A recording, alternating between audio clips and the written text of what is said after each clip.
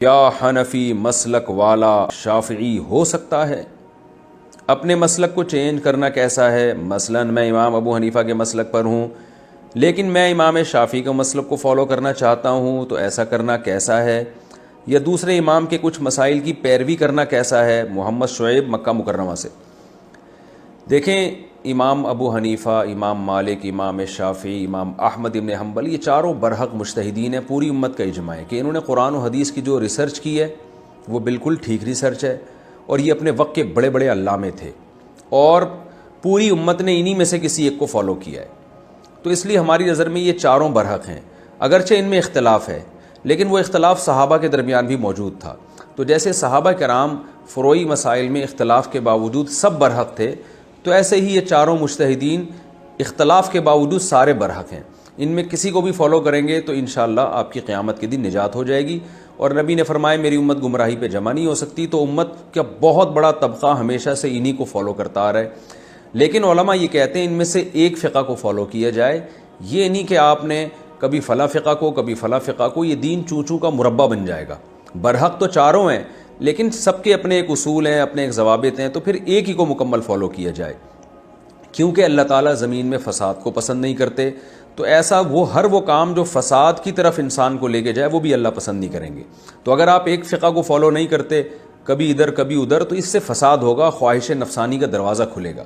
مثال کے طور پر آپ نے اپنی بیوی کو طلاق بائن دی، آپ نے کہا تم جو ہے نا مجھ پر حرام ہو، اور حرام کے لفظ سے آپ کی نیت طلاق کی تھی، جو کہ ہوتی ہے عرف میں طلاقی کے معنی میں آج کل استعمال ہوتا ہے۔ اب فقہ حنفی میں طلاق بائن واقع ہو جائے گی اور نکاح ختم ہو جائے گا، لیکن فقہ شافعی میں ایک طلاق ہوگی، رجعی ہوگی، آپ کو رجوع کا حق ہوگا۔ تو آپ کو بیوی اچھی لگ رہی ہے تو آپ شافعی بن جاؤ گے، بیوی بری لگ رہی ہے تو آپ حنفی رہو گے۔ تو یہ دین کے ساتھ ایک قسم کا مذاق ہے۔ کچھ چیزیں ایسی ہوتی ہیں جو دلائل سے سمجھانا مشکل ہوتا ہے، لیکن پریکٹیکلی وہ قابل عمل نہیں ہوتی۔ تو علماء نے چونکہ عملی طور پر دیکھا ہے کہ اگر یہ اختیار دے دیا جائے لوگوں کو کہ چاہیں ادھر چلے جائیں جب چاہیں ادھر چلے جائیں، تو اس سے دین تباہ ہو جائے گا، برباد ہو جائے گا۔ آپ کا جناب آپ نے وضو کیا اور آپ کا خون نکل کے بہہ گیا، اب آپ فقہ حنفی کو فالو کر رہے ہیں، لوگ کہیں گے بھائی امام حنیفہ کے نزدیک تو وضو ٹوٹ گیا، اور ان کے اپنے دلائل ہیں اس بارے میں۔ آپ کیا میں امام شافعی کو فالو کرتا ہوں، ان کے نزدیک خون نکلنے سے وضو نہیں ٹوٹتا۔ اچھا جی، تھوڑی دیر میں بچی کھیلتی ہوئی ہے، آپ نے اس کو پیار کیا، اب لوگ کہہ رہے ہیں امام شافعی کے یہاں عورت کو یا بچی کو ہاتھ لگانے سے بھی وضو ٹوٹ جاتا ہے، آپ کہتے ہیں اس مسئلے میں امام حنیفہ کو فالو کر رہا ہوں۔ تو بتاؤ دین مذاق بنے گا کہ نہیں بنے گا؟ اس لیے یہ بات تو بالکل ہی غلط ہے کہ کبھی اس مسلک کو کبھی اس مسلک کو۔ ہاں، اس دور کے بڑے علماء اگر کسی خود بیٹھ کر غور و فکر کر کے اس زمانے کی ضرورت کو دیکھتے ہوئے کسی دوسرے مسلک پہ فتویٰ دے دیں تو پھر عوام کے لیے جائز ہے کہ علماء کی اس فتوے کے بعد وہ دوسرے مسلک پہ عمل کر سکتے ہیں، کیونکہ علماء سمجھتے ہیں کہ کہاں اجتماعی ضرورت ہے کہاں ضرورت نہیں ہے۔ تو کئی فقہ حنفی میں بہت سے مسائل ایسے ہیں جس میں علماء نے وقت کی ضرورت اور حاجت کو دیکھتے ہوئے عمومی طور پر فتویٰ ہی امام مالک کے فقہ پہ دے دیا یا امام شافعی کے فقہ پہ دے دیا۔ تو علماء کوئی وقتی اور اجتماعی ضرورت کے پیش نظر تو ایسا کر سکتے ہیں، عوام کو اس کی اجازت نہیں ہے۔ اور علماء اپنی ذات کے لیے نہیں کریں گے پھر وہ، بلکہ وہ ایک امت مسلمہ کے اجتماعی مفاد کو سامنے رکھتے ہوئے، جیسے حج کے مسائل میں بعض مسائل میں فقہ حنفی پہ چلنا بہت مشکل ہو گیا ہے تو اس میں فقہ شافعی پہ فتویٰ دیا جاتا ہے۔ اسی طرح عرب علماء میں سعودی عرب میں باقاعدہ فقہ حنبلی نافذ ہے، وہاں کے علماء حنبلی کتابیں فقہ حنبلی کی کتابیں پڑھتے ہیں، وہاں کے قاضی بھی فقہ حنبلی کو فالو کرتے ہیں، لیکن بعض مسائل میں وہ فقہ حنفی پہ فتویٰ دیتے ہیں۔ اب فقہ حنبلی میں جو ہے اور فقہ شافعی میں عورت کو ہاتھ لگنے سے یا عورت کا باڈی مس ہونے سے وضو ٹوٹ جاتا ہے، لیکن طواف میں اس پر عمل ہونا بڑا مشکل ہے، تو وہاں کے علماء بھی اس بارے میں فقہ حنفی پہ فتویٰ دیتے ہیں ضرورت کی بیس پر، اور بھی کچھ مسائل ہیں۔ تو اسی طرح علماء کو تو یہ رائٹ ہے کہ وہ جب زمانے کی ضرورت دیکھتے ہیں تو وہ جو ہے نا عوام کو خود اجازت دے دیتے ہیں کہ آپ اس بارے میں اس مسئلے میں مسلک چینج کر سکتے ہیں۔ جیسے شوہر اگر گم ہو جائے کسی عورت کا، تو فقہ حنفی میں تو ہے پوری زندگی عورت انتظار کرے گی اپنے شوہر کا، کہیں اور شادی نہیں کر سکتی، لیکن ہندوستان میں ایسا ہوا کہ بہت سی عورتوں کے شوہر جو ہے نا بلوے میں غائب ہو گئے، پتہ ہی نہیں چل رہا تھا۔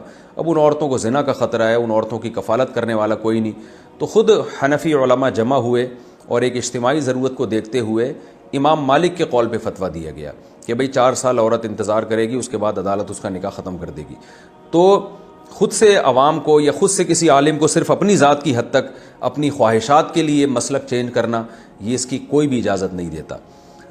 تو رہا یہ مسئلہ کہ پورا مسلک چینج کرنے کی اجازت ہے. یہ تو ہے کہ کسی مسئلے میں فلاں مسلک کو, کسی مسئلے میں فلاں مسلک کو فالو کرنا, تو اس کی تو بالکل اجازت نہیں. پورا مسلک ہی چینج کر لینا, جیسے آپ نے پوچھا کہ میں حنفی ہوں, اگر میں مکمل شافعی مسلک کو فالو کر لوں تو اس میں کوئی حرج تو نہیں ہے.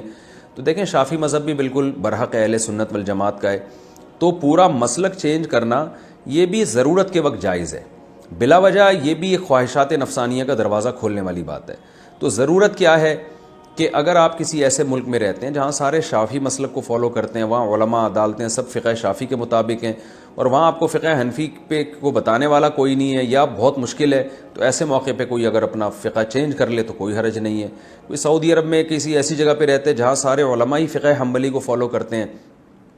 میرے پاس ایک صاحب آئے, کہتے ہیں ہمارے سارے باپ دادا حنفی تھے, لیکن میں سعودی عرب میں پیدا ہوا, وہاں جتنے بھی علماء ہیں وہ حنبلی ہی ہیں, تو مجھے جو مسئلہ میں ان سے آسانی سے پوچھ لیتا ہوں, تو اس لیے میں بچپن سے فقہ حنبلی کو فالو کرتا آ رہا ہوں. تو میں نے کہا ٹھیک ہے, تو وہ بھی برحق مذہب ہے. تو اگر آپ فقہ حنبلی کو فالو کرتے ہیں اس لیے کہ آپ کے دائیں بائیں سارے علماء حنبلی ہیں اور وہ آپ کو زیادہ آسانی سے آپ ان سے مسئلہ پوچھ لیتے ہیں, تو پھر اسی کو فالو کریں آپ. تو ایسی کوئی مجبوری ہو تو پھر تو ٹھیک ہے, بلا وجہ یہ ٹھیک اس لیے نہیں ہے کہ اس سے بھی خواہشات کا دروازہ کھلتا ہے. آج آپ نے فقہ حنفی کو چھوڑ کر فقہ شافعی قبول کیا, تو کل آپ کو فقہ حنبلی میں کچھ آسانیاں لگیں گی, پتہ چلا ادھر نکل لیے. پھر آپ کو لگا یار فقہ مالکی میں وہ طلاقیں دے دیں تو وہ والے مسلک میں نہیں ہونی, تو ادھر کو نکل لیے. پھر آپ کو پتہ چلا فلاں مسلک میں خرید و فروخت کا یہ طریقہ ناجائز ہے, فلاں میں جائز ہے, تو ادھر کو نکل لیے. تو وہ بالکل ایسی مثال ہوتی ہے جیسے ہم طلبہ جب تھے نا مدرسے میں پڑھتے تھے, تو جو طالب علم ایک ہی مدرسے میں پورے دور حدیث تک پڑھتا ہے آخر تک, تو ہم دیکھتے ہیں وہ اس سے تو اللہ دین کا کام بھی لیتے ہیں, اس میں علم بھی آتا ہے. اور جن طلبہ کو مدرسے بدلنے کا شوق ہو جاتا ہے نا, پھر وہ بدلتے ہی رہتے ہیں, وہ ٹکتے نہیں ہیں کہیں, ان پہ پھر برکت ختم ہو جاتی ہے علم کی. یعنی اس عمل کو حرام اور ناجائز تو نہیں کہا جائے گا, لیکن علم کی برکت ختم ہو جاتی ہے. تو ایسے ہی مسلک بلا وجہ چینج کرنا بغیر کسی شدید ضرورت کے یا حاجت کے, تو اس سے کیا ہوتا ہے کہ انسان کی جو عمل کی ایک برکت ہے اور جو اللہ کی رضا کا ایک جذبہ ہے اللہ کی خاطر, اس جذبے میں بہرحال کمی آتی ہے, اور وہ پھر بھی بس ذائقے چینج کرنے کے عادی ہو جاتا ہے.